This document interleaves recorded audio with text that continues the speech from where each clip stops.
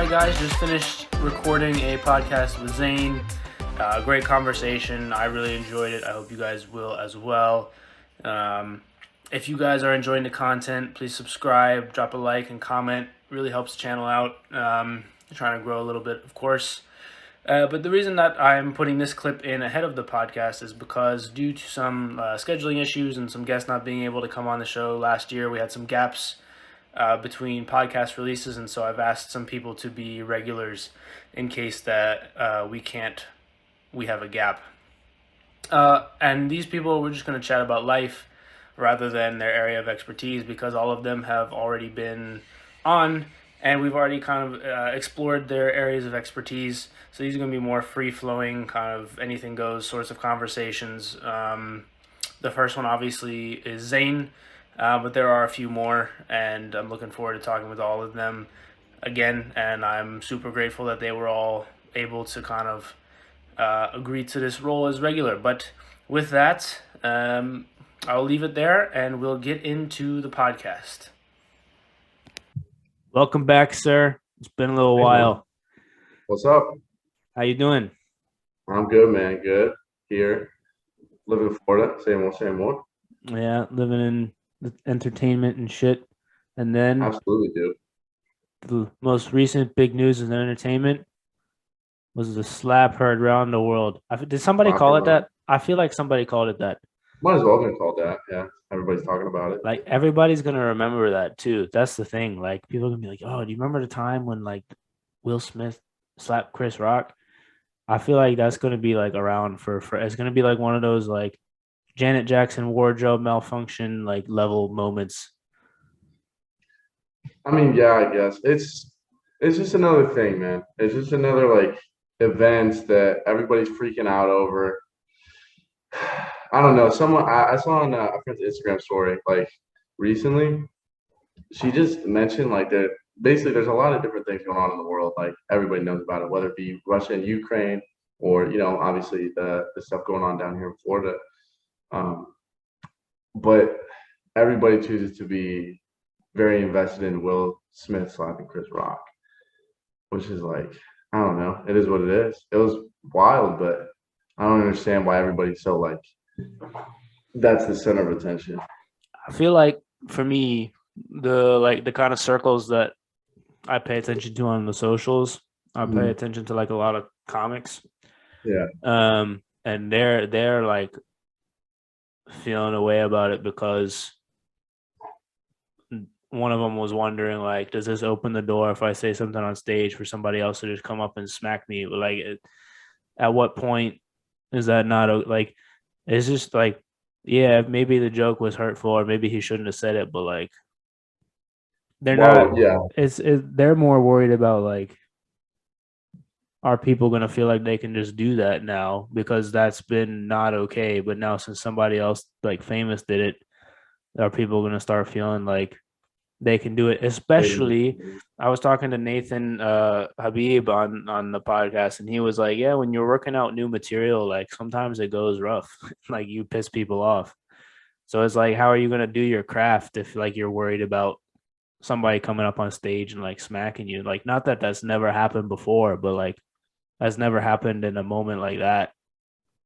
I mean, that's fair, like, to wonder, I guess, but there's security, I feel like, for those kind of things. You know what I mean? It's not like the regular person is not Will Smith, I don't think anybody in Oscar security saw Will Smith going up there and be like, oh, we should stop him. Like, they were probably just thought he was gonna give him a handshake or something. Yeah. I don't know. Like, I've not actually been to, like, really that many comedy shows, but I feel like the one that I was at, I saw Bill Burr in Richmond, like, a couple of years ago.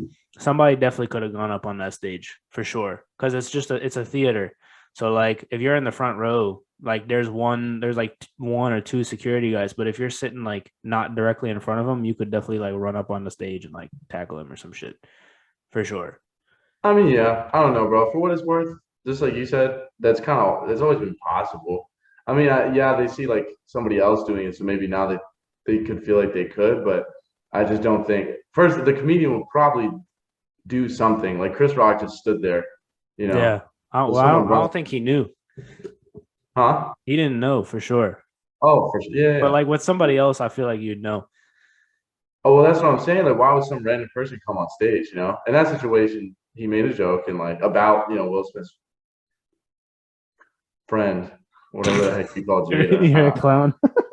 Um, but he made a joke about her, and so he can't. Will Smith came up, and I'm sure he didn't think he was gonna smack him. So, in a regular situation was just a random person, hoping Yeah. the comedian would like try to get out of it.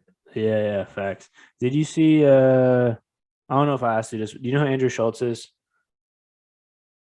It sounds familiar. He's another comedian. He goes on like probably a 4 minute monologue just with all of the worst like on the situation, and he's wearing like a medieval suit of armor. And then at the end, he jokes that he's gonna have to wear this every single time he goes up on stage to protect himself. It's like it's so dumb. Oh man, I'll send you the link afterwards. But if y'all listening haven't seen it, you should. Well, I mean, I think it's funny. So nice. I'll leave it. I'll leave it there. All right, enough of that. I think everything else that we would say has been covered by everyone else ever. Yeah, I mean that's the thing is just like you're saying, like for sure, big pop culture moment. Um, but pop culture is what even is it? I feel like there's just so much content that is being put up these days, and like this kind of why. If any of you are here from other podcasts, I was talking about I used to be working on social media a lot, creating content, but kind of why I got away from it is just because there's so much stuff, and I'm beginning to question like how much is actually of any use. There's so much crap is up. There's about 10 different, at least 10 different variations of like any video you want to see on YouTube, at least 10. And that's on the very low end. It's probably more like 100 or something. Yeah. And it's impossible to keep up with pop culture because I feel like there's a gazillion different corners that you could get into. Yeah. I mean, yeah, I agree. But in terms of usefulness, like, I don't get usefulness out of like, I get usefulness out of having the conversations. I think other people get usefulness out of creating the content, right? Like, it gives, like, there's definitely people that this is like their thing that they love to do. Like Mr. Beast is like the very obvious example, right? And obviously he's the most successful at it. But like he wasn't Yeah. doing well in school. And then like this is his thing.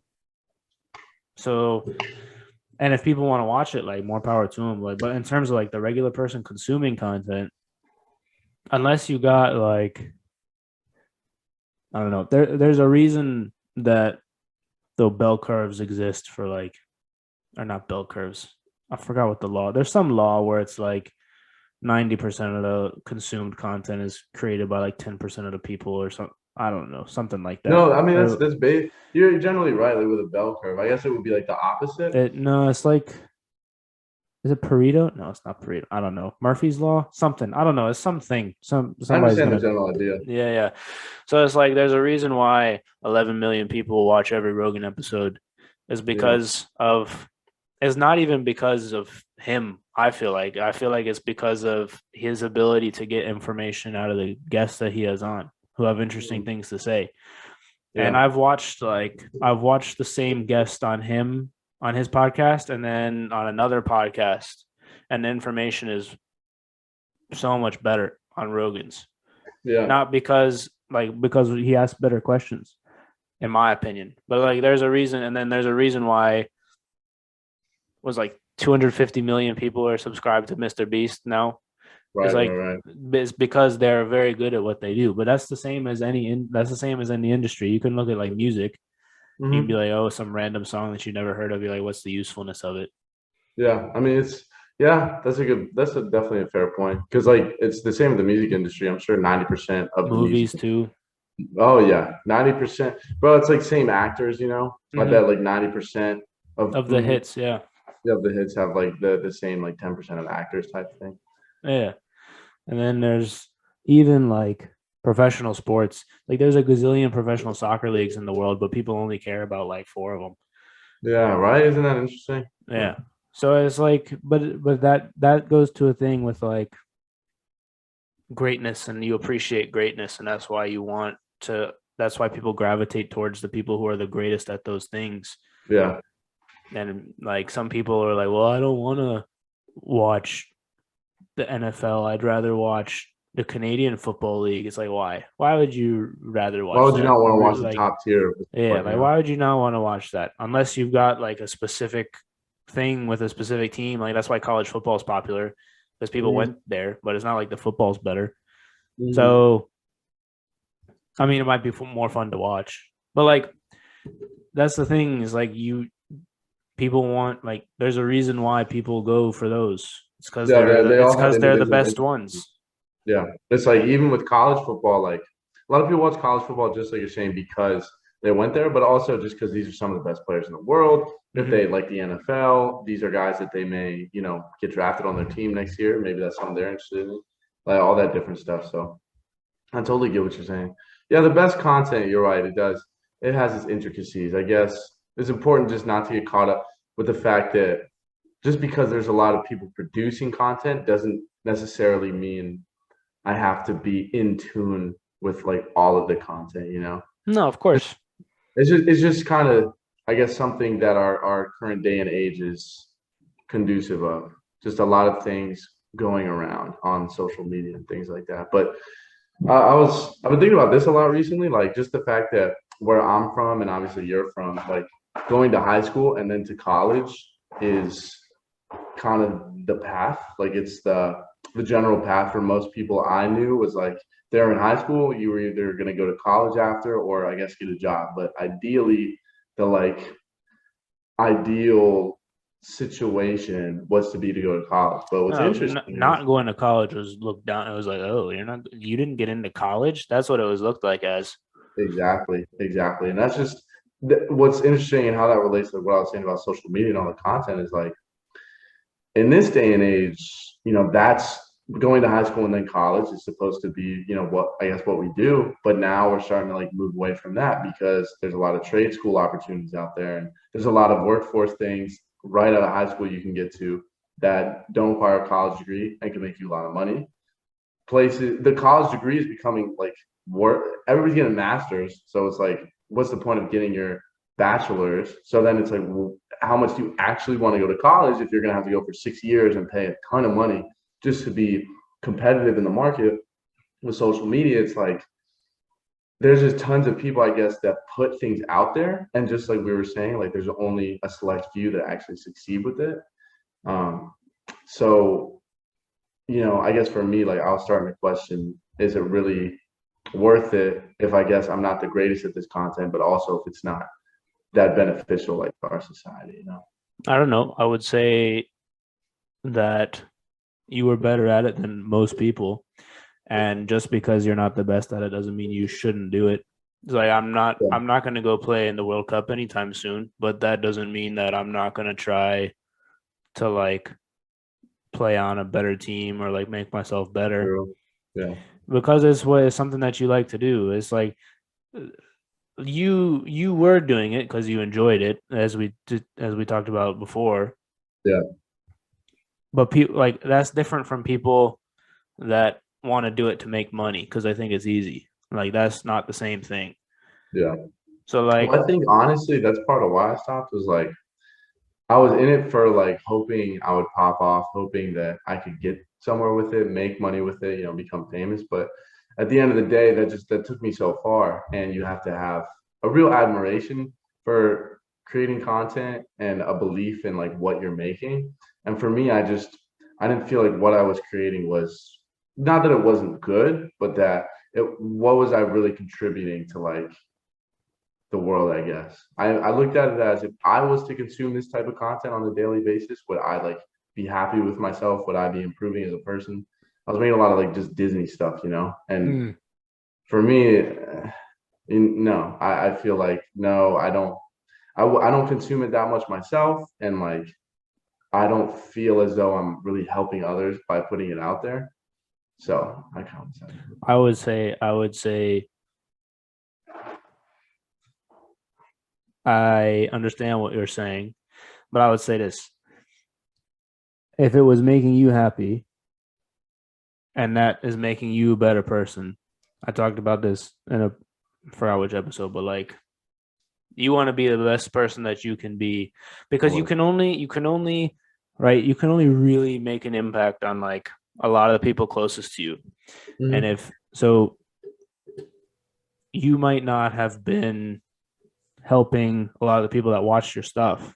But if that was making you happy and more productive and a better person, Yeah. that helps those closest to you, which is really what matters, to be honest. It's like nobody wants help from like a halfway version of me that's depressed and like drunk.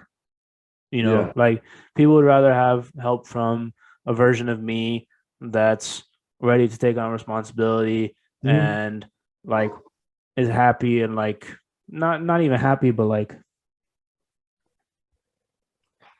to say has their shit together is kind of I feel like like it's you're living a life simplifying.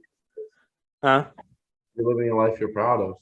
Yeah, Living a yeah, life that but like you're happy. that helps more than like it's like how are you gonna fill somebody else's glass of water if yours not even full? Right. Exactly. So like for you, if that was making you happy just because you thought that somebody watching wouldn't be happy, like you don't know that. Some kid might have been looking forward to your content. And like That's fair. that's one kid. Like I don't know, it's just something to think about because just because you aren't gonna become Mr. Beast doesn't mean that you failed. Yeah. Yeah. Like Absolutely. there's levels to it. Like Mr. Beast is the best in the world at YouTube. That's akin to Michael Jordan at basketball or Jeff Bezos at business. Like those people are once in a generation people, and that there's no shame in not being that. Like those people Mhm. are where they are for a reason. Like, did you watch Mr. Beast on Rogan? No. He was saying for 10 years he would wake up at 7 a.m., research you be on like Skype calls with his friends, researching YouTube, breaking down like every single aspect of a YouTube video until 10 p.m. And then he'd wake up the next day and do it again for 10 years. That's crazy. From 13 to like 22 or whatever. He would do that. Like That's he's where crazy. he is for a reason. It's not like Mhm. there's no shame in not doing that at all. You know what I'm saying? Like Mhm. I don't I know. agree. But I mean, to your point, like I understand what you're saying though. creating content maybe at some point is something I'll return to. But I just the stuff I was creating, I can't really get behind because Sure, but use it as a it was just metaphor. Use it as a metaphor though for like anything else that you might be interested in. for sure. Yeah, I mean, it's all about doing, what makes you happy because that shines through and what it is that you're doing. If you truly believe in it and like believe in yourself while you do it, that means it's the right kind of thing for you. And by continuing to like let that shine in doing that thing that you're proud of and that you believe in, that's how you help other people. Yeah, facts.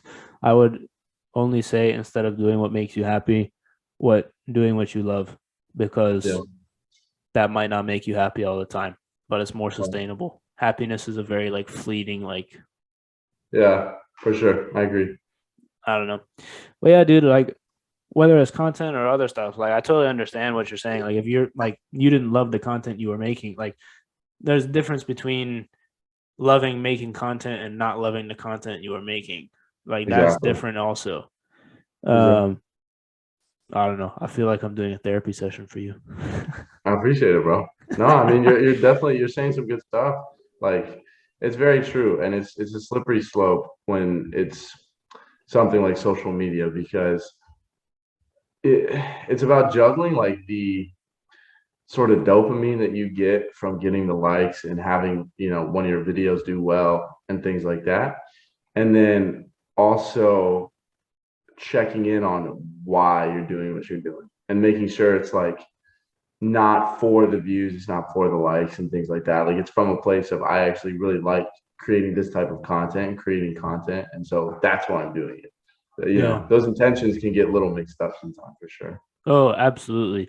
Especially when you're consuming also. Like I don't go on social media all that much unless it's to post that I just like put out a podcast or to like check some sports stuff. Like I don't really do much else besides that on socials. Like Mhm. at that and I use it to message people about different things, like Yeah. about, hey, do you want to come on the podcast, or hey, do you want to do this, or hey, do you want to do like this collaboration? And aside from that, I try to not consume like, I try to not sit there and scroll, like if Yeah, that makes of sense. course. I'm on it, but I'm on it with a purpose of like, Yeah, it's all, something for your podcast or like something for your business. I get that. yeah, That's yeah, a or good. like looking at how this person did this podcast, or like maybe I'm starting to try and maybe I want to put reels back on the soccer channel, or like whatever the case is. Like I try and Mhm. be on it with a purpose, not mindlessly. That's where you get Yeah, lost. for sure, for sure. No, it's easy, with social media to like get lost, to be on there, to start going through it, and yeah, finding the balance. Just like with anything in life, you got to be able to find the balance in pretty much anything you do. Yeah, you took some of a yeah. I say it all the time. It's like all of life is a balancing act. All of Mhm. it. Did you take a hiatus from social media or no, or were you just on it way less recently? Um, I guess I've been on it less. I mean, when it comes to like creating content, I haven't been creating any content Well, like just for. generally, like you not been posting at all. Yeah, yeah, just been on it less. I You've been mean, happier. yeah, yeah. I've been focusing a lot more on my fitness. Been doing a lot more meditation. Just kind of like you're saying, like trying to make sure when I'm on social media, it's for a reason. If it's wanting to talk to somebody or every now and then putting up a post or something. Yeah. But it's just and meditation helps a lot with this. I've been looking into myself and like trying to find the things that are important to me and question, why. And I think everybody should just questioning why you do the things you do. When you're on social media, when you look back at your day and you say, "Man, I didn't really do anything. I was just scrolling through my phone." You gotta ask yourself why. Is it because I'm chasing like the just all the social media apps are designed to like give us dopamine, designed to make us stay on them as long as as possible. And I've just been trying to question like why do I do that? What do I really gain from using these applications? And because of that, I mean, I just have kind of realized doing things that make me feel truly fulfilled is just a lot more enjoyable than going on social media and like getting it that way. Oh, for sure. It's always easier in the moment to just scroll, but like afterwards, 100% easier. you feel bad about it, or I do Exactly. anyways. Oh Sometimes I yeah. don't even want to go on. Like right now, my story on the soccer channel is there's like a bunch of things on there, but Mhm. it's like I went on and I posted them all like eight like I went on to post and then like I turned it off and I went back to like doing the training or like whatever I was doing. Or, like Right. sometimes you got to repost because like the team owner will be like, "Hey Eric, can you share this thing? Like we're doing a raffle giveaway for tickets for the final, which by the time this comes out will have already happened. Fingers crossed we won." Woo. Yo, let's go. Let's go. Um, Fingers but crossed. but like I'll be like, "Hey, can you repost this?" Or like, "What do you think about doing this or that? Like, can you take a look at this post?"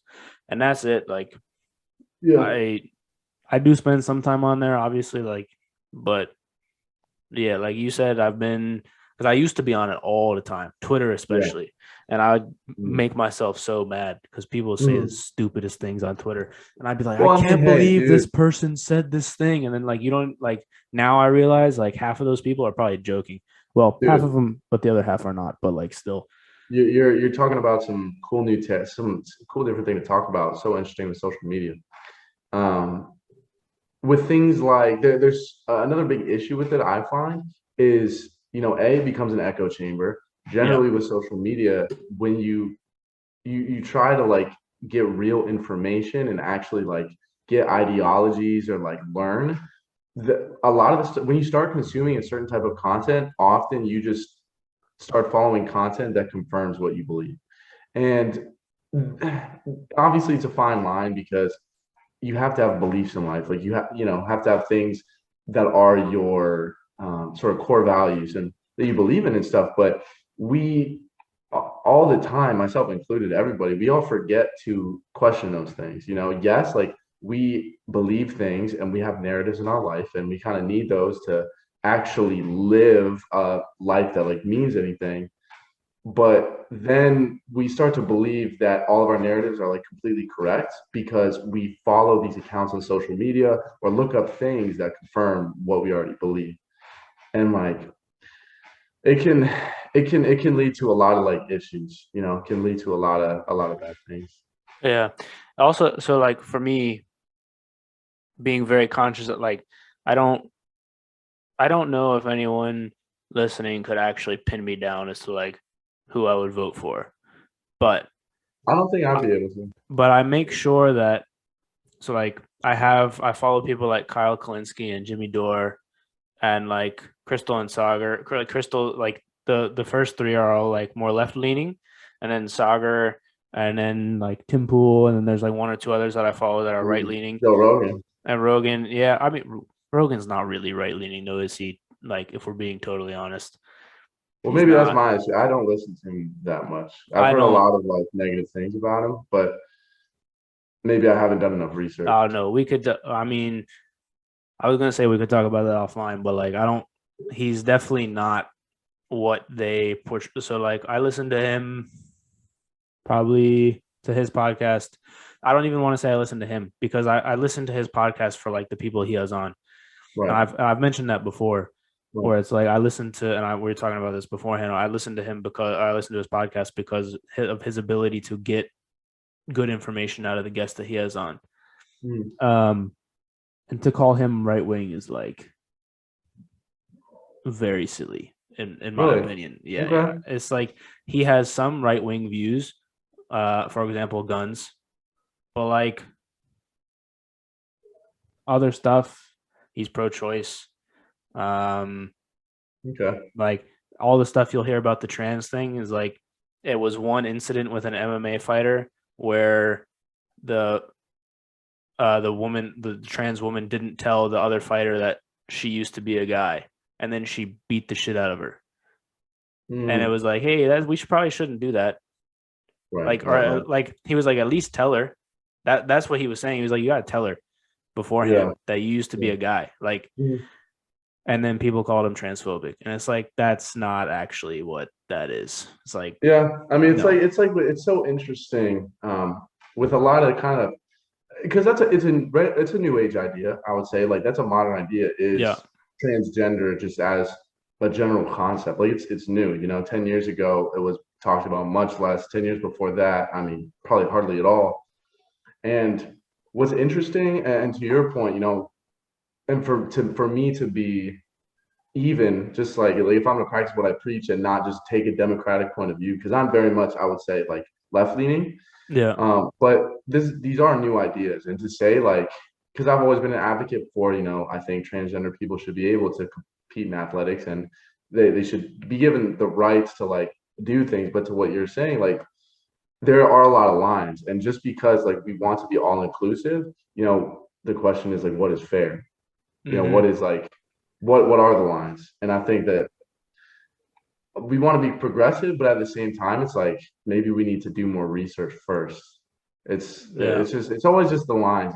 Everybody feels like they can and know what the right one is, where to draw it correctly, but there's so many different things that come up. It's like, and what it's interesting about lines is one thing I've been saying a lot. One thing I really believe is like everybody wants things to be black and white. Everybody believes that everything can be labeled specifically, but 99.999% of life is in gray area. It's facts. all like It's somewhere all in the middle. balancing, Exactly, exactly. but making it black and white makes it easier to like consume and Yeah, digest. yeah, exactly, exactly. Um, but real quick to finish up the Rogan point, like he didn't say Yeah. shit about Leah Thomas really. Like Mhm. he didn't say anything because he doesn't care. Like it's not. He talked about the MMA thing. I think her name was Fallon Fox. I think her name was. Um, he talked about that because that's his area of expertise. Like the dude is a black belt in jiu-jitsu and like Mhm. he's a MMA commentator. Like that's his thing. Like he's probably an expert in two things. One is fighting and the other one is comedy, and then you can argue about that one because some people don't think he's funny. But like, Right. Well, I mean, what is being an expert in comedy? Not everybody well, can say that. he sold out Madison Square Garden, so I would say that No, makes no, no, no. I'm saying no. I agree. Like I'm saying, not everybody's gonna think you're funny. yeah, Like yeah, yeah. that's But just like, human. So of the one thing that he's an expert in, like that's the thing that he like. So that's why he talked about it. Like he doesn't care if that person exists. Like Right. he's not like, oh, she shouldn't exist or like she shouldn't have transitioned. It's just like, hey, she should probably tell the other fighter before she like the other fighter like she broke her skull like literally. It's like that's probably not good. Like I know it's fighting, but Yeah. like it wasn't. It was like first like early in the fight. I don't remember what round it was, but because I haven't looked at it, it was like 4 years ago. But to go back to the point that got us to that point, it's like I Yeah. follow left wing people consciously, and also right wing Totally. people consciously. And there are times where I look at the left wing people's tweets and I'll be like, and they're all like none of them are like establishment lefties. They're kind of like the establishment's dumb, but I want universal health care type, Mhm. like those type of people. And so sometimes I think their tweets are dumb or their posts are dumb. And then sometimes I think the right wing people's like takes are dumb. And it's Yeah. like you can't, it's like every issue is individual Yeah. and you I mean, can't be then you like, start to at least yeah, get into just the issue. I feel like with politics, just the fact that I feel we have left wing, right wing, like, or libertarian, but why? We have like people should be judged on their platforms, not the party that they like agreed. side with. Because yeah, it's just I don't want to vote for you. Like we keep wondering why we are getting candidates that are like the lesser of two evils, but it's because we can't like we our system doesn't allow for someone just to run on a platform, you know, instead of voting for or like let's say like a green party, like you want someone who's just going to help the environment, Mm-hmm. like that's your number one thing. Well, the Green Party, I'm pretty sure Green Party is like very much about that, but they're never going to win because basically everyone feels like they have to vote for a right or left wing because those are the people that like everybody votes for. Whereas if it was just basically however many candidates on an even playing ground, purely running on their platform, no parties involved, that would create a much more even, I feel like, spread, of voters. Yeah. But that's difficult because like when you're like legislative for the like legislative in Congress to get the votes, it's helpful to have like coalitions or parties where like everyone's like, all right, we'll all vote for this one. Because then otherwise nothing will ever get passed because you need majorities to pass stuff. And so like Yeah. if you only have like a third of the people that agree, and then it's like you can't get anything done. So that's like its own issue to like deal with Yeah. outside of that. But yeah, no, I agree, man. Mm. And yeah, I think I don't know. As a whole, like when I had Princess Blanding on when she was running for governor, like she was never going to win, but I wanted to talk to her because I knew that we weren't going to agree on everything. Just like Mm. she's she means well, but like I don't agree with like it seems good when she says it. Like it says the things, but I'm like, hey, I feel like that would not actually work. And that's fine. Like, I don't know. We haven't tried any of those things. But and like, Yeah. who am I to say? But those conversations never happen. I met her because she was going door to door. And I talked with her for like 45 minutes. And then I was like, hey, do you want to come on the podcast? There's not been one other political candidate that has knocked on my door. Right. Not one. So like I'm sitting here. Actually, I think we might have another one on the podcast coming soon. I don't know. Mm-hmm. Maybe we'll see. But yeah, like I've no other like. Do they even know anymore what people want? Like, are they just in? Like, I don't know. Like Biden said the other day, like, oh, gas is expensive. Like electric, like go buy an electric car. It's like, and Colbert made a joke about that too. It's like, bro, Teslas are expensive, man. Yeah. Like, Yeah. what do you think that some guy that like lost his job because of COVID is now just going to go buy a Tesla? Yeah. Like, Yeah. why would you say that? Mm. I mean, yeah, that's not a very in touch comment. It doesn't really. I don't. Not bro. I don't know. Why do we have like stupid presidents? Like, yeah, that's a horrible statement. Why would you? No, we can't buy electric cars. like No, I'm not saying any. like the point is like none of them come and ask for what we think. Like none of them come. Like, have you met anyone running for office? Mm, no. I mean, dude, just like yeah, the issue is like I'm saying, like politics in general is not run. It's not run by the people. I feel like it's run by just PACs, corporations, people who can just send in a lot of money. Hmm. Because that seems to be what rules everything. Yeah, It's the people, quote unquote, but it's really just the fact that I feel like, pay more money to certain corporations, and because we align with these corporations, they generally like give money to the more popular candidate because they think yeah, they win. yeah. So Sometimes I that's don't the know. majority, or so to speak, I guess. What really sucks for me personally is like the framework. Like, have you read the original like the OG Constitution and the Bill of Rights? When I was like, in like elementary, middle school and stuff, but Yeah, not. the framework that they have is like obviously given new technology, right? Some things are will have to change, but Dude, like I literally lately have been thinking about this so much. Like, why do we feel so inclined to run our country based on documents that were created almost 300 years oh, ago? you and I are going way polar opposites to this then. Because I was gonna Okay, say yeah. like the framework, the actual framework for like the philosophy of being governed by the people is phenomenal. Like it's gonna have to change based on like life is different now. But the framework itself is point me to something that's done better. Like, and the thing is, what they did was they took into account human fallibility and human flaws. Mm, So no one person could have too much, like, because they know that humans are like no one's perfect and people are going to mm. fuck up. And that's the thing that I think that the founding fathers did better than any other system of government. Like they put in like everyone knows the checks and balances, but like that to come up with that from nothing is like, Mm. and like you said, right, they're old, but that doesn't mean that the framework is bad. Well, I yeah, I mean, I think I don't think we have to scrap everything, but I do believe that the fact that it's as hard as it is to create an amendment on the Constitution, or yeah, is it the Constitution or the Bill of yeah, Rights that has the the the constant well, so Constitution, the Bill of Rights is the first 10 amendments. the I first 10? personally think is a very good thing that it's very hard to put an amendment on the Constitution because what like you might agree at the time, but then what if the people that you don't agree with have it very easy to put an amendment on the Constitution? Well, that's And fair. I mean, like yeah, you want to I make don't sure disagree that with that. like the vast majority of people are like, yeah, I'm down Yeah, to do that. yeah. I mean, I'm not. I 100% agree. Like, we can't just have any president or any, whatever group say, okay, because I'm here right now and I have the power, I want to make this amendment, and it's happening.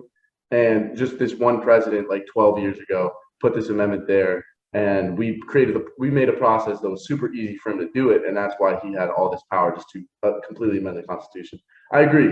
I don't think it should be that easy, but don't I also believe that our the frame or the paperwork that we base our country on should not be as like foggy as it is with things like gun rights. The amount of questions that are raised about the first like four amendments, our rights to like freedom of speech, freedom of assembly, like the different things. Why can't we just specify a little bit more, like, I guess, what those things mean? Because I feel like Do you want to eh, try and specify them right now? Because it's it's not very easy. that's fair. That's fair. It's And the I same guess, thing. It's the same thing we were talking about earlier. It's like, where's the yeah, line? yeah, where's the line, right? That's fair. I mean, I guess it would be difficult to do. I guess my general idea, like what I wish would come from this, is just to modernize, the documents a little bit. I think if we were to like look into them and just kind of change them at least, or amend them, work on them a little bit so that they were more relevant to like current times and the technology we have, the way money is funneled into the government back out into the people. If we were to go into like each amendment and just kind of say like, how does this kind of come across now? Like in this current day and age, like what does this mean, and like what exactly are we trying to get? And like, what's the word? What are we trying to like? Like, what are we trying to portray? Yeah, I guess with each amendment. Yeah, and just with each document. So, I don't disagree, but I would. This is something I feel a little bit strongly about because, for example, free speech. There are limitations that have been set. So you can't yell fire in a crowded movie theater. Yeah. And like you can't incite violence. And there are some things. So then it leads me to like I was thinking about it, listening, and like over the course of reading and listening and whatever, somebody asked I think it might have been Jordan Peterson. I don't remember. Somebody's like, where do you draw the line on free speech? Or like surely there's a way that the government can define free speech. And basically the answer was his. So this is his answer combined with like some of my thinking afterwards. It was basically like, who do you actually want to define free speech? Because the tighter you define it, the people that are going to define it are going to be the exact people that you don't want to be defining it. Yeah. Like, for example, I mean, I don't really have to go into examples. Like the people in Washington, do we really want them involved in our lives more? It's like, I don't. Yeah. Right. So it's like, so what are our options then? Does Twitter define it? It's like, well, I don't think that's a good idea either. Right. And so, how they've been like deleting tweets, different things like that. Well, yeah. I don't even mean like that. I just like insert any big organization as like who defines it then? Like who do you want to define it? Because somebody's going to have to like if you really want to define it more, somebody is going to have to define it with a big enough reach that it's going to like be applicable to the whole country. And I very hard. Right. And so it's like I don't know if the founding fathers left it vague for a reason, but given where we are now, is like for me, you stay as far away from defining that as possible, because the last thing you want is people being jailed for what they said, because then you end up like China or Russia. Not now, but down the road, right? People say like, I've seen people say that, and then people say, "Oh, you're exaggerating or this or that." It's like, well, maybe, but also maybe not. And like, who are you to know? But it could be, and I'd rather not take that chance. Yeah. Yeah. No, I absolutely hear that. I mean, yeah, you raise a good point, and just like, I guess the issue with what my point of thinking is like, with any of these amendments and like wanting to modernize them, wanting to apply them to, this world or this country now, we have grown exponentially just purely in the number of people that we have. So it's hard to like create any sort of document or government that is going to actually apply to everybody, that can actually fit in like every type of situation that will arise. So yeah, I mean, to what you're saying, I agree with that. Who would you want to do it? Because it wouldn't, you would displease people at the end of the day. Pretty much well, that, and then if it's easy to change the definition, then if somebody defines it and then the power shifts and then somebody else defines it, right? Like even if the person that you agree, like, okay, I agree with how they defined it, and then like 4 years later, there's a new president. It's like, well, I don't agree with how they defined it, and then it's like, then it's just another thing that happened. Like I don't know, but. And that, well, to your point about there being so many people, is like that's why again I'm like, in my mind, having the delegation to the local and state governments to do more, like that's what you want, because they're the ones that are in touch with those communities and what they need. For sure. Yeah. No, that's a good point. Yeah, I definitely think federal federal like control and things like that is it might be better suited to be just more based on things like international affairs rather than, stuff within the country Yeah. just So because like mail, currency, and like defense, national defense, or yeah, and like space. yeah. And that's kind of it, really. I mean, I'm sure there's a couple other things, I'm sure, but like those are the big ones that come to mind off the top of my head. And it's like, why should some guy in Washington like should some senator in like Nebraska have to throw on an extra $1 million to build some random road in the middle of the thing? Like, why is that on them? That's like, to me, that's silly. Hmm. Um, yeah. I mean, if that's something that like is Like federally needed, well, like pork barrel spending. You remember that term from like government class? no, what is it? It's like, so like in Congress they'll have a bill, and then people will be like, I'll vote for that bill if you tack on this thing that like I need at the end. And then like by the time it's all said and done, you've got like an extra gazillion dollars for like random shit that like doesn't matter for the bill.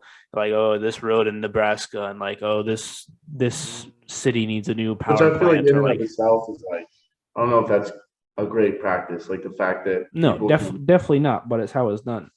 yeah, which is again, we're starting to get into like things that I feel like could be amended, when it comes to whether it's constitutionally, Bill of Rights, like things like that. I think that there's too much personal gain and like money involved. Like when things, if that's how things are voted for, then can we expect anybody or like people in Congress to actually act based on their desires and what Well, they want? they're acting a bit like they say it's not for them. It's like, I'll vote for it if you allocate some budget money to like to send back to my town or like where Yeah. they voted me in.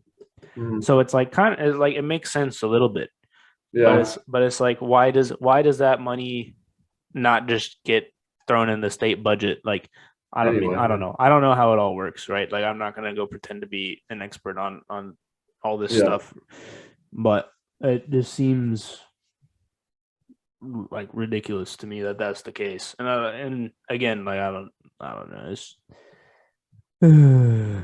It's a life. lot. Political stuff. I know. So back to where we got down this tangent about being in confirmation bias. Yeah. So yeah, so I follow lots of different type of people, which is like purposefully. That's good. That's good. One thing that was interesting and kind of funny that I read recently was like, this, definitely is big in confirmation bias. Like, there's a lot of guys out there, they try to get their like dating advice and like sexual seduction advice from like Reddit. And we, fail to realize that it's like 70% men on Reddit. And then most of them are probably like 14-year-old dudes that have never done more than held hands with a girl maybe once. And they think that they're gonna get like, and he gets everything he knows from like random YouTube videos and things like that. And it's, I feel like social media, like, and it's interesting. I saw another, I can't remember if it was a post, but it was a research study. And it was just the general fact that people are really starting to gear towards content on social media of people interacting because it fulfills a void of not getting that from like actual human interaction, Yeah. which is, I feel like part of the issue. I Well, think, that's why I do this, because I'd rather talk to somebody than watch it. yeah, have a legitimate like interaction rather than just, I think it creates like a negative cycle of like trying to fulfill those needs through social media, but then becoming more kind of insecure because you haven't been able to actually get those needs fulfilled from the actual interactions you have with others. Because it just social like it's a negative replacement, I feel like Mm-hmm. it kind of just wires your mind in the wrong way. Yeah, and the people that you're consuming the content from often have like a fresh haircut, nice clothes, and like all like they look the part. So Yeah, it's not that doesn't conducive help. to the actual day-to-day life. Yeah, that doesn't help the insecurity either. Mhm. Um, I don't. When you said that, do you know who Fresh and Fit are? Who? Fresh and Fit. Question fit, the red pill guys? Yeah, yeah, yeah. I know they are. Those two idiots, bro. So how they're do you like, feel about the red pill stuff? what do you mean by red pill? Like, because I know the definition that I know is like people that have gone conservative politically, and I don't. That's not what you're talking about. No, no, that's not. With red pill, I don't want to say like the entire red pill is bad because I've watched some different videos about it, like not just videos of red pill, but videos of people talking about red pill. And from what I understand, like there's very much levels to it. Here, let's Google it. There's Keep going. I'll Google it. yeah, like you can kind of be. I think that, like with anything, gray area. There's goods and bads to it. That's why I don't want to just label it as like good or bad. But it definitely pushes for values of like loving yourself, being confident in yourself, and like showing that through the way you live and through like your interactions with other people. But it's also, I think, at its worst, and I think maybe with Fresh and Fit, like how they just have sexy ass girls on their podcast all the time, and like in some cases, with if you're very bad, I guess the bad part of red pill can be like objectification of women, like not caring about other people's feelings as much, like things like that.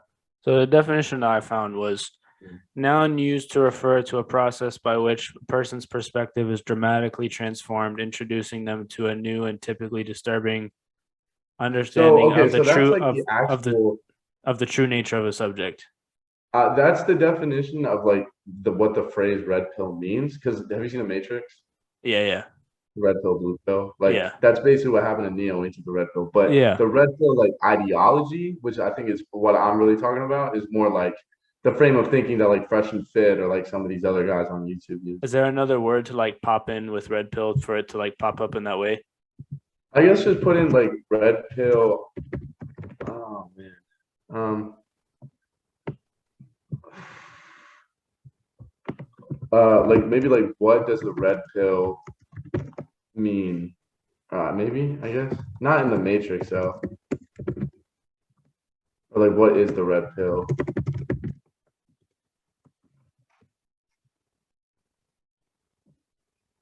Google is being very unhelpful. Very unhelpful. Yeah, I'm seeing a lot of people saying it's just kind of like a Reddit thing, But it's definitely like I'm on. There's a news thing right here about it. Um, the From like rabbit. Oh, here you go. Here, from like the rabbit hole. how the red What? pill What? helped elect Trump. Yeah, I mean, yeah, like the people who follow that probably like the ones who are very deep into it. But Yeah. it says for the red pill, like the quote unquote reality is that women run the world without taking responsibility for it, and male victims are not permitted to complain. Um, yeah, so it's I think like very bad.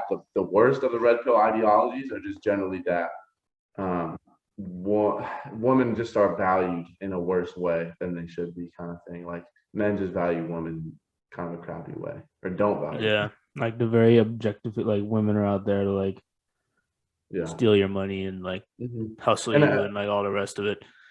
bro, exactly. And back to my, It's so dumb. yeah, back to what we were talking about. It's easy to get caught up in that on social media because you see these guys, like there's some guys just like Fresh and Fit. They're like really buff. They have like really attractive women on their podcast and things like that. And it just creates like negative cycles in your life. It creates like you're getting your value from the wrong places, replacing rather than, just going out and just talking to a girl or something like that. Guys, a lot of men and a lot of guys, who follow this ideology like They deeply. they struggle with it for sure. Exactly. That's the thing is like they believe maybe you have to be like one of these strong, Fresh and Fit, one of these guys who are incredibly charismatic or super athletic or great looking, whatever you Oh, think. they're not even charismatic. People call them fresh and fraud. Stop it. Right. No, but Right. like they're in a self-fulfilling prophecy because it's like the type of women that they have on are the type of women that they say like only exist. But it's like, dude, all you do is go and like you're in Miami with like partying all like in bars all the time. Like, what do you expect you're gonna find? Yeah. And like that's how they're like just using it to make content. Is Yeah. and then the fact that dudes subscribe to it and are like, yeah, like all it's like, no, dude, stop Self-fulfilling. it, Very man. self-fulfilling. It's like you can like we were saying earlier about like if you get your own shit together, you're going to be a lot more like presentable to and helpful to the rest of the world. It's like you get yourself in shape, you like try and find a decent job. Like it doesn't even have to be like a CEO. It's just like you don't Yeah. even have to have a sick. Just don't be obese and do nothing. Like it's Yeah. the bar Well, is I the think bar is it's not that high. yeah, it's not. It's not. And I think I don't know. That might be speaking from my own experience. Like I don't really know to be honest, but like from what I can see, like I see people that I know, and I'm like, hey, just like I know it's hard to start going to the gym, and it's not easy, right? Like it's easier for people like us because we've been playing sports all our lives. Like that's all we mhm, do. So it's like mhm. easier for us to do it. But like I don't know. Like Here's what I'm I not trying to believe. be a dick or anything.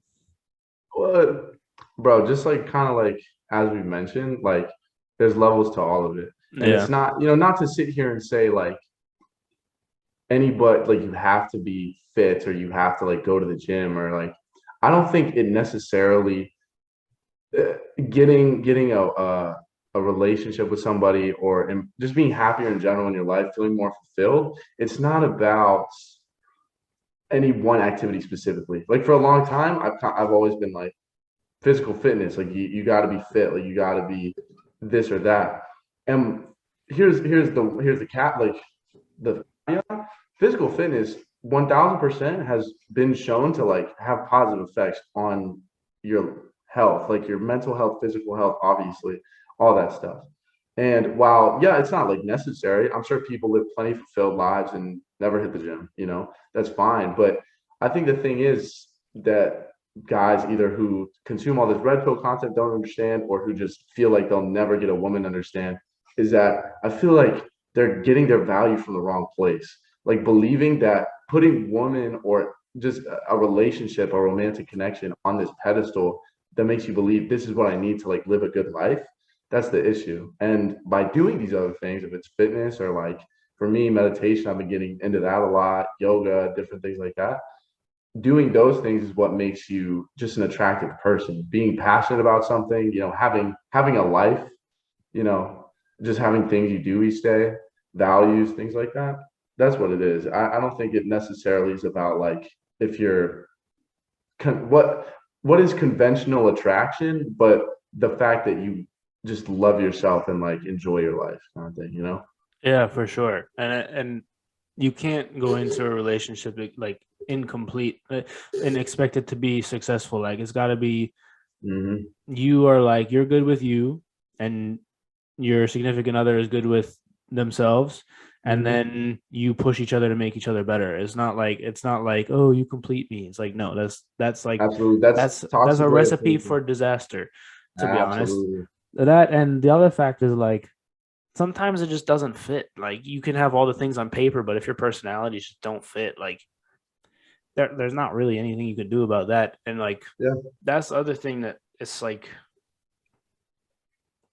it's just it's just humans are weird, dude. Like Dude, it's interesting you say that. I completely agree. There was definitely a time where I was very much like, what kind of meat? My big thing was, before I kind of really worked on myself, on my life, I would always ask a girl like what her music taste was because I mhm. always thought like, oh, if we like the same music, like we'll be a match made in heaven, because we can like listen to the same things or whatever. But Yeah. the reality is like, just like you're saying, that's all on paper. And what's beautiful about it is once you have the understanding that just because you have all common interests doesn't mean that you can necessarily have a great relationship. You also understand that just because you don't have all common interests, that you can't have a great relationship. Mhm. It's not, again, just getting back to like all this kind of, I guess, kind of can tie everything up a little bit, which is everything we've said, is like believing that we have that it all has to look a certain way, whether it be relationships, like I was saying before, political documents, like it's in our head what we think things should look like, but expectations just aren't reality, like ever. And believing that things are a certain way is how you or have to be a certain way is just how you kind of It's how you you get in disappoint your own. yourself. It's how you, exactly. It's how you disappoint yourself. And just like we were saying before, like in any situation, you have to be able to catch yourself when you're saying like, is it them who's creating this issue and them who's creating this like kind of like non-coherent relationship that's not working? Or is it the fact that I look at it and it's not this specific way that I think it should be. And in reality, I just should open up a little bit and step back and realize it's great for these other reasons or whatever it may be. Like things are good for these other reasons, you know, it's all perspective. Yeah, 100%. I want to add one thing to your thing about common interest. I think you wrapped it up super nicely. But the thing about common interest is like it's also healthy to have your own interests outside of the relationship, For sure. and to have your own hobbies. Like obviously, it's important. Like if you have no common interest, then that's not good. But like you shouldn't have all the same ones either. Wow. It's healthy to be your own person within the relationship. It's like you have to remain yourself while helping the other person grow. It's like a super weird, it's not even weird, it's like it's like a dance almost. It's like you're your own person within the dance, but like the dance only works with both of you. Mm-hmm. But like if you're not doing your part of the dance, then it doesn't work. Doesn't So work. it's like No, you absolutely. got to be good for you to do the dance, and your partner has to Exactly. be good to do the dance as well, and then together it makes something more. Yeah. So And like I think, yeah, I mean, dude, that's a great point. Like, you want to grow. Both of you, you know, should continue to grow as individuals while you're together. And if you're not growing with if generally like if having someone in your life like you believe is causing you to stop growing in some way, then that's kind of where you like question your relationship, where you should question your relationship because you know it's not a bad thing, but people are put in your life for a reason, and like if you're not growing with them anymore, then they might have fulfilled their purpose and it's time to just kind of move on to the next chapter. and that's also okay. Is the Yeah. thing. Is it like it might not be easy to make that decision or distinction. Hmm. And sometimes it doesn't always call for a hard stop, like, hey, I don't want to be friends anymore. Exactly. I don't want to see you anymore. Sometimes it's just like well, I haven't talked to them in a while. It's like, yeah, that's all right. That Yeah. happens. Yeah. Um, And I think, you know, just to that point, real love and like some of my best relationships are with the people that I know I don't have to like check in with every single day, you know, because I know like we're both growing as people, we both have our own lives, but you enjoy them just because, you know, you're compatible with them and you enjoy their presence as a friend or more. And you also know that they you want to keep them around in your life because you still grow with them. And yeah, just like you don't have to talk to them like I said with my best friends. Like I know I don't have to check in with them every single day because they have their life and I have mine, but we still are a part of each other's. yeah, and you want them to do well. Exactly. That's the Yeah. other thing. Like you're like it's the genuine feeling of like I hope that person does well. Exactly. Yeah, that's huge. Like you want those people in your life because like a lot of times that doesn't happen often. Where it's Yeah. like you get a genuine like if you're surrounded by lots of those people, it's like it just like there's something that like happens. Like I don't really know how to describe it, but it's just something that happens that just like feels like it's like yeah, I'm home a little bit. Yeah, man. I mean, I feel like, you know, realistically, you get out what you put in. I think uh, there's a gazillion different phrases about the fact that the people around you are often a very good indicator of who you are.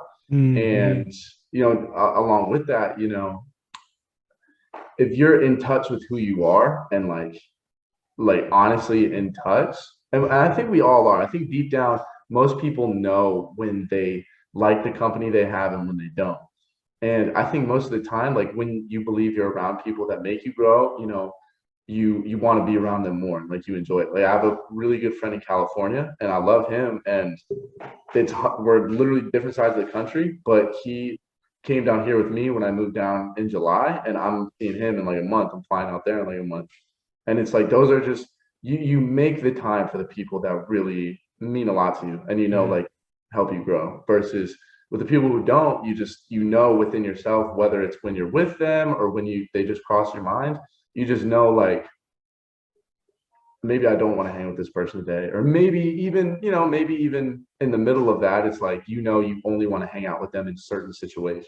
Yeah. And just on that note, just a random thought. I feel like with those, that's kind of that to me, that's kind of the transition. I think it becomes like when someone helps you grow a lot, that like, or when they're just consistently helping you grow, you want to hang out with them often. Then maybe when you're starting to like move on to the next season, they you start to hang out with them maybe just in certain situations, and then maybe it just becomes, every now and again, or hardly at all kind of thing. And that's Yeah, okay. yeah, that could be. I don't know. What is one of the reasons why I like talking to you? Because like you've thought all this stuff out, and like you present stuff that I don't know, so like or I haven't thought about that like this angle or that angle. Yeah. So it's cool. Like I don't know. I feel like often when we talk personally, whenever like I finish with a podcast with you or like Jason as well is another good example Yeah. or like Yeah. Jason's the best. or Yeah. like Chris, my cousin, I've had him on a bunch of times. I always have like a good feeling afterwards. I feel like I've grown Man, because yeah. it's like you present things that I haven't thought of and we it's like a exploration of like humanity almost in a very small way. Yeah. No, absolutely. I mean, I think, and it's interesting about life, like you can find some peace, I guess, just in the fact that it's hard to describe. Like humanity just it is what it is, there's you can try to like kind of put your hand around it, so to speak, and say, this is it right here. I have it in my hand. This is the rules. This is what humanity is. You can try to squeeze as hard as you can, and you're gonna open your hand up, and there'll be nothing there. Like, That's why you shouldn't define free speech. yeah, exactly. And it goes to anything. Free speech, just we get to any number of things. It's fun to like talk about, because also I do believe to a certain extent you have to come up with your own feelings about things, like about humanity, about relationships, about what you like in someone, about one thing I've been trying to be better about with meditation. It helps a lot, but being aware of how I feel, and like honestly not wasting my time with people that just don't make me feel the way that I prefer to in any season of my life, like it's, and the thing is that we have to understand too, it's not about the other people, it should never be, God, this guy's the worst. Like, I don't want we were friends, but I don't want to hang out with him anymore. He's changed for this reason and that. It's not about, hating on another person or deciding to end a relationship because of disdain for someone, but it's about understanding that that's just not what you are about anymore. Like, that's just not what you are looking for, whatever it is with whatever person. Yeah. I mean, yeah. It's Yeah. and then sometimes it's hard. It's hard because then you feel bad sometimes. You're like, oh, I don't. Mhm. But then it's a sign of growth. Like as long as you understand like what's going on, and then that also doesn't mean that you have to leave those people. Like sometimes you want to like pull those people along with you. Like, hey, maybe they're in a tough spot and it's tough to hang out with them at the moment, but like Yeah, of maybe course. I mean, they'll grow too, and then sometimes that doesn't work out, and I don't know. It's a whole thing. no, it's empathy. It's understanding that while you are the center of your own universe, everybody else is the center of their own. You know, I've been reading the Four Agreements. Have you heard of the book? Mm-mm. It's just a book. I actually have it right here. I can tell you what the Four Agreements are. It's like relatively short, but they are: be impeccable with your word, don't take anything personally, don't make assumptions, and always do your best. And I Mm, feel like I like they that. just, yeah, if you go by those four things, generally your life is just it'll be in a much better place. But the one that we're kind of talking about right now is like, don't take anything personally, because anything anybody ever does, myself or you or anybody else, they do it from their own like hearts and their own set of feelings, experiences, and so forth. When you take it personally, you forget that. Like, you fail to understand, you believe that what they're doing is an attack on you because of like you and who you are. And granted, like, it can be like maybe you've done something bad, but if you believe that you're just being yourself, and damn, like this person hates me for it. It's not it's not that they hate you, it's that they have done and lived through certain things that don't coincide with who you are as an individual. And so they don't enjoy that. Like they don't like who you are. That's not your fault. And you can't take that you can't like just take the way other people treat you personally. You kind of just have to go by your own set of beliefs and what you value and what you like, and then decide your relationships from there. Yeah, with the caveat of sometimes you should learn from that. Like maybe there's Of course, something yeah. wrong. Maybe there's something wrong with you. Well, there's definitely something wrong with with me. It's like for sure. There's always With something everybody. wrong that I need to be working on. But like Mhm. in that case, something specific. Of course, and I mean, but what? And again, they talk about this in the book. And with any issue you or anybody else has will never be solved by another person. It'll always be solved by you. So while like, yes, you should definitely take into account like if somebody, takes offense or like doesn't like something you did or like something you do. The question is not like why did they get mad at me, but it's okay, so I have done something that like someone else didn't like. How do I feel about doing that thing? Obviously they didn't feel good about it, but how do I feel? Because at the end of the day, if you want to change it, that's how you'll change it. But because a million people could not like something you do, but if you think it's cool and if you don't want to change it in yourself, it's not going to change. Nobody else will ever truly change you. It's up to you to make the change yourself. Even if you think somebody else did, it's because you were ready to make the change, which is why it was done. Yeah, that's quite wise, I would say. I Okay. don't have It's in anything. the book. Yeah, well, the book is quite wise then. Yeah. I don't really have anything to add to that, to be honest. Yeah, man, I don't know. It's like again, it goes back to about like I like these conversations and I hate them also at the same time because it always comes back to like, well, you got to balance that out, like Mhm. every single one, and then I'm like, ugh, it's like, is there really nothing more to life than balancing out? It's like, well, I don't know. Well, I think that's the beauty of it, right? Is like life in pretty much everything. And this is kind of a just a good quote I got from a friend of mine that I met down here. But like, it is all balancing, and it's so funny that every single day we say that, oh well, like once this happens, I'll be able to do this, or like when I get here, like this will happen, or like how are you doing today? Like, oh man, just I'm just getting through, like just getting by. But you have to be present and realize that you are every single day.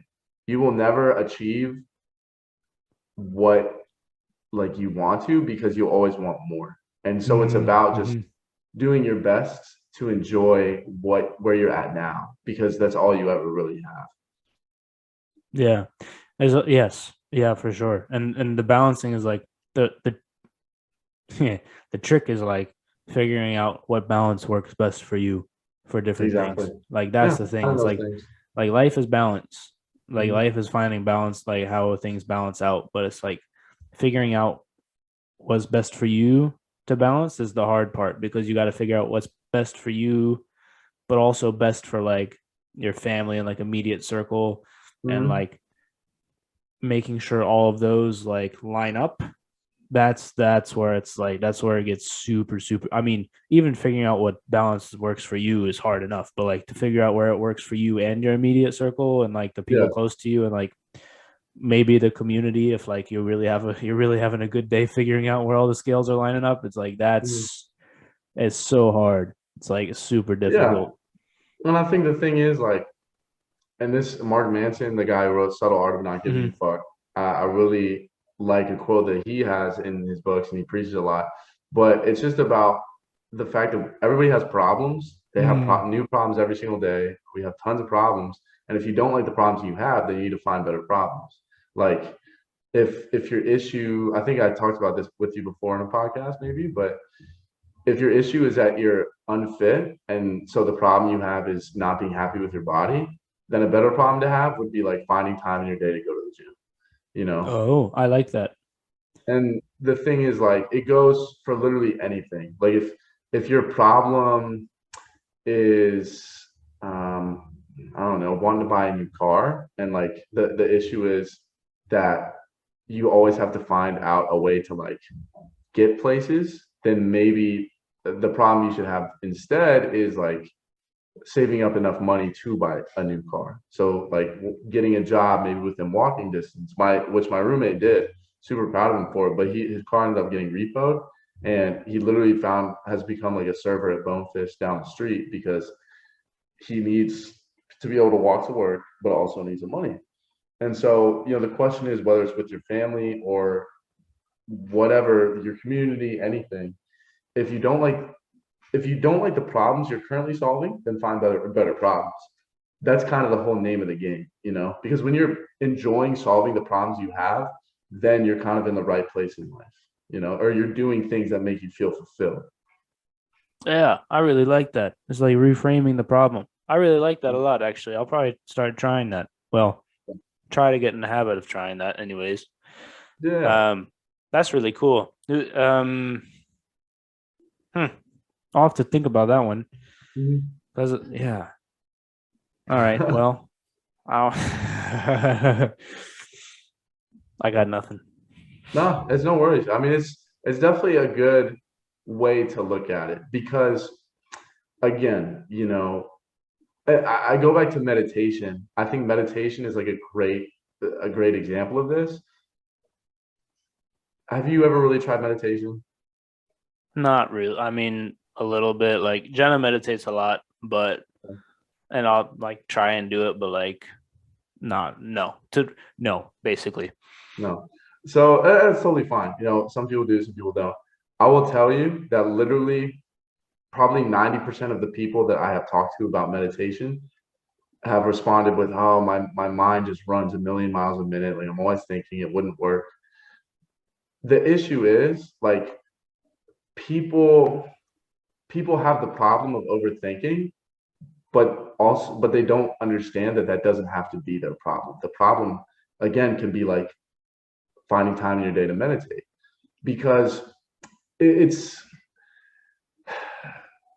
just damn near like any, or not damn near any problem, but like most of the problems we have can be improved in some way, shape, or form, and that's one of them.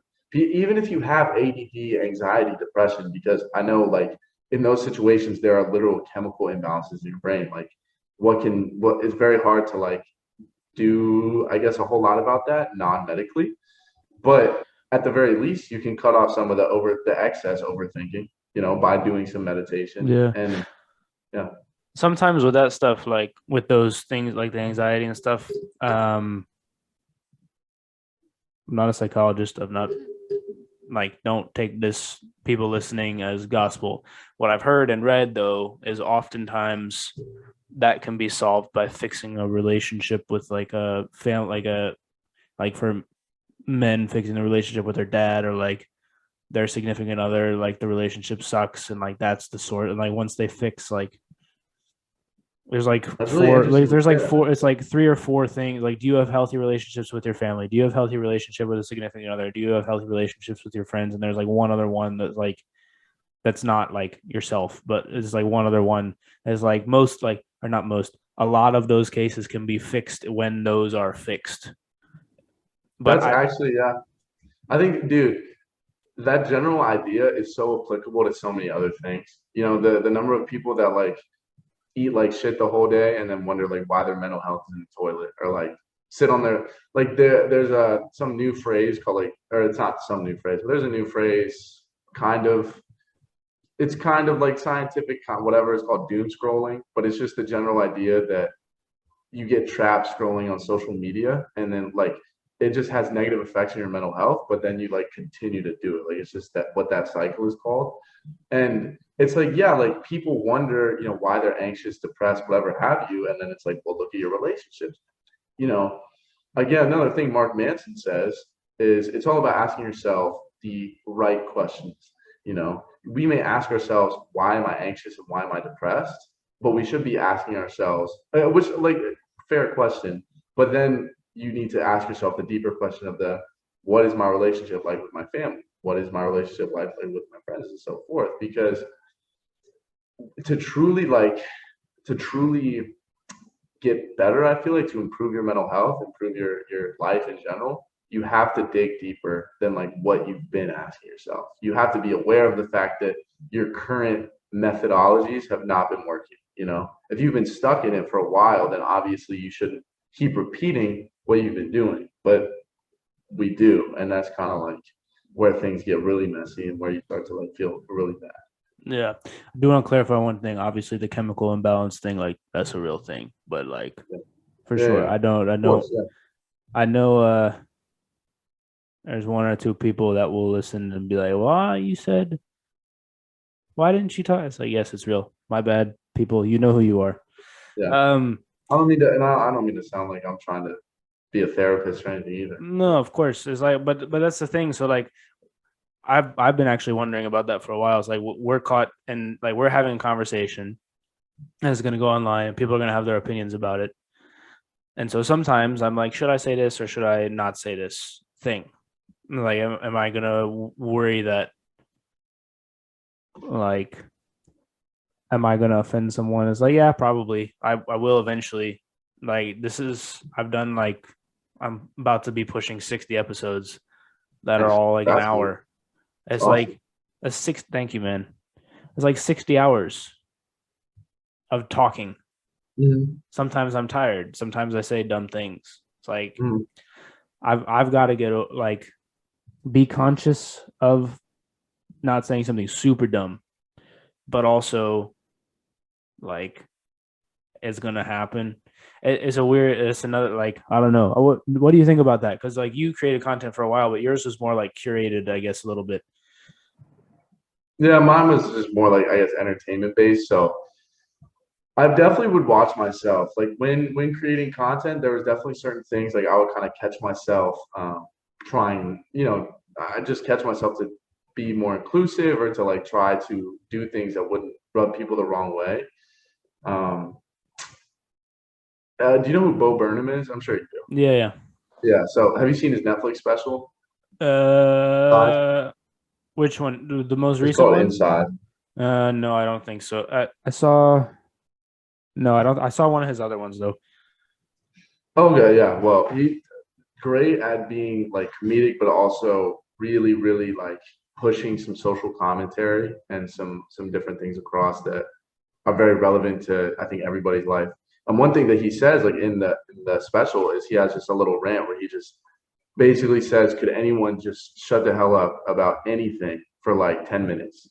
You know, like anybody in the world about any topic just for like 10 minutes. And to what you're saying, dude, like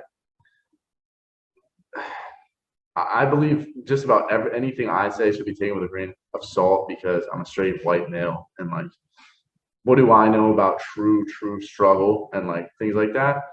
But then like I've also been through traumatic things. Everybody has. The question of like who gets to complain kind of thing is always, I guess, at hand because everybody wants to have something to say. Everybody wants to have their voices heard. And it's, I guess, the general that analogy of everybody in a room talking, but nobody hearing what anybody else is saying. And I guess that's the issue. And I think I can connect a quote that I heard that was very, I guess, eye-opening about this kind of thing. You know, a true genius or just someone who truly like will have benefit to this world is someone who will close their mouth and listen because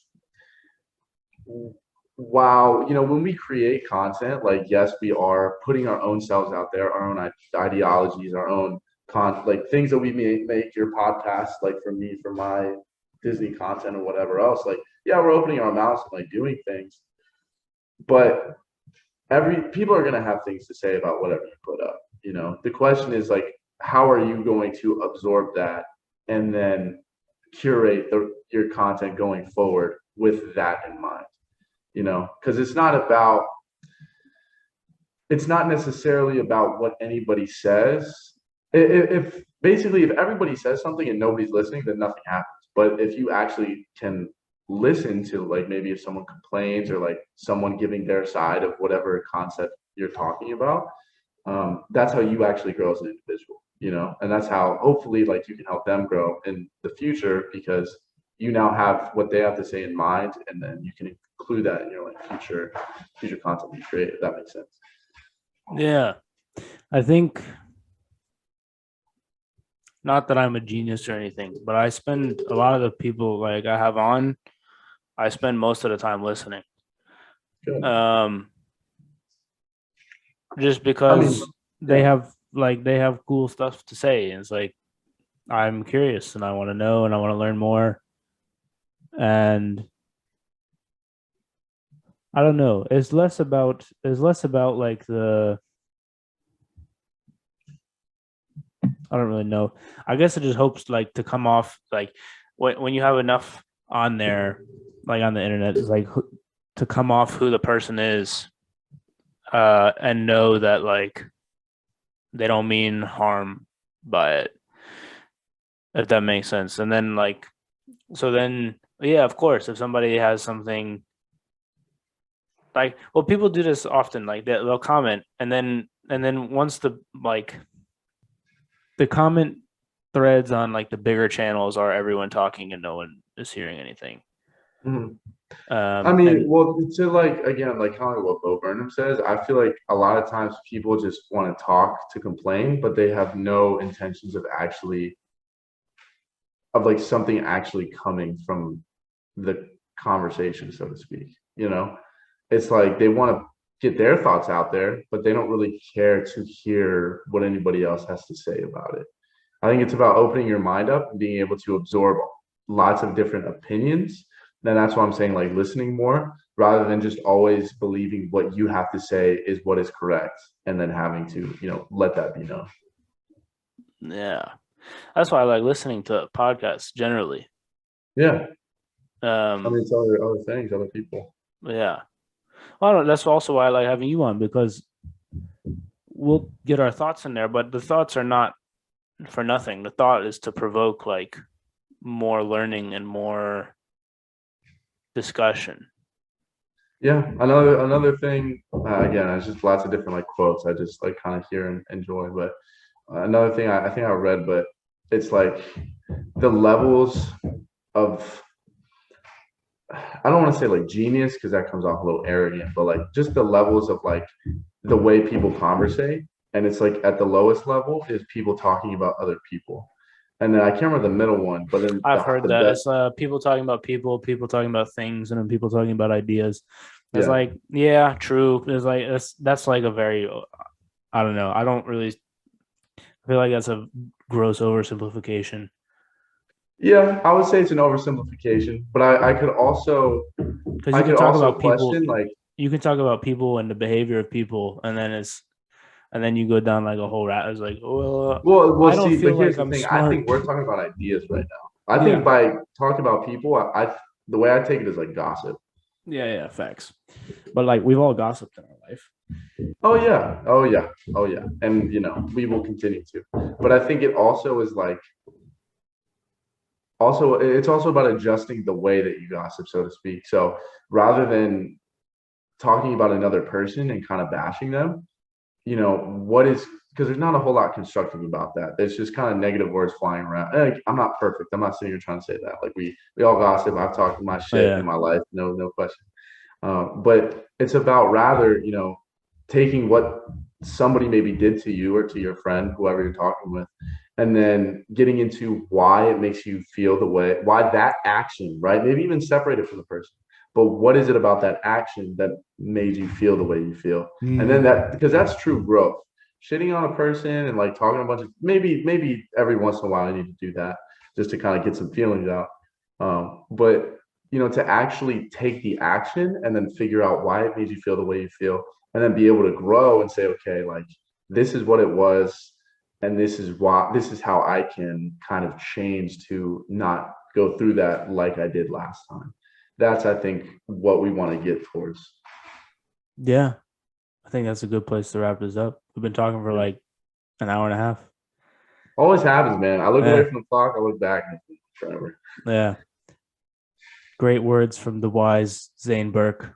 Hey, great listening by the wise Eric Jennings. All right. You're not. Well, you. I guess Everybody knows Here, Zane, so check it. go ahead. So listen. So I will plug this in. I am just about to get my real estate license. My Instagram is simple, just Zane. I mean, my Instagram is Zane Burk, but my real estate Instagram is Zane the Realtor. And getting started in Central Florida, and trying to make connections and things like that. And hopefully, if anybody's listening that maybe is looking for property down south, give me a buzz. Let me know. Zane the Realtor. All right, you heard it here. Zane the Realtor. Okay, get the World XP podcast. Yes, sir. Yep. I couldn't even get it out with a straight face. All right. I guess with that, we'll talk to everybody later. Bye, everybody. How we doing, everyone?